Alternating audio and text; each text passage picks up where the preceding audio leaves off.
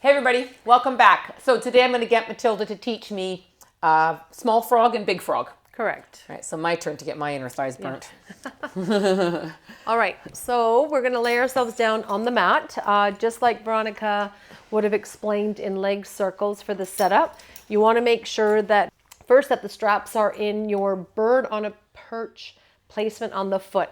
So that meaning the calcaneus is kind of going to go on one side of the strap and the long bones of the foot on the upper part of the strap. So a lot of times people, especially hyperextenders, the straps will come lower towards the heel so that they can overextend the ankle joint. So be very, very just aware of that.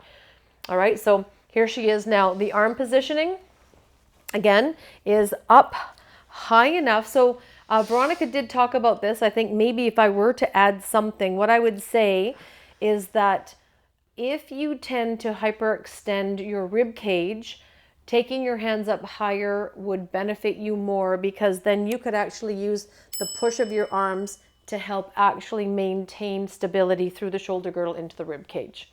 So that's what you're looking for. So we'll start with low frog. So you're basically going to keep a nice strong pelvis, right? No pressure into the low back. We're not bringing the knees into the point of rolling into the lumbar spine. Oh, yeah, I like that. Now, having said that, if one of your clients was really deeply lordotic, it would probably benefit them quite a bit, because really, if you think about it, it kind of starts to bring you into that rolling like a ball position. Exactly. That's necessary. However, if your clients live more in that tucked place where their lumbar spine is already in a flexion, not a good idea. They need to learn how to flex up the hip joint more. So she's got her feet in a Pilates V here. Her knees are no wider than your hip joint distance apart. And then when she's ready, she's just basically just going to inhale and stretch her legs all the way through. And then she's going to exhale. Imagine that you're creasing the hip joint before allowing the knees to fold in. Clearly, they're going to happen at the same time. But if you think that, then you'll actually allow the movement to happen in the femur bones, kind of rotating in the hip joint before the knees just take the brunt of it. So she's going to inhale. As she goes out, you want to imagine that the springs are actually funneling their way back through your legs and allowing you to stay connected up into rib cage to palms. Yeah, we're going to go, say you're going to do about 5 or 8 of these. You're going to inhale, stretch all the way through. Exhale first. Use your exhale kind of as a way to create stability through your whole torso, and then allow the legs to just fold in on yourself. And then we're going to go directly into big frog. So all big frog is a combination of frog with leg circle.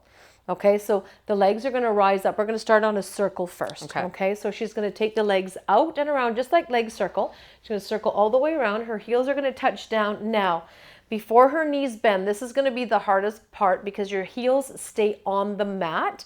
So she has to externally rotate her femur bones, allowing the springs to come into the inside of her knees, and the springs will actually do the closing of the legs for you, and then she stretches the legs up towards the ceiling. We'll do 3 in each direction. So she's going to inhale to open, circle around, rotate the femur bones. Don't let your tailbone come off.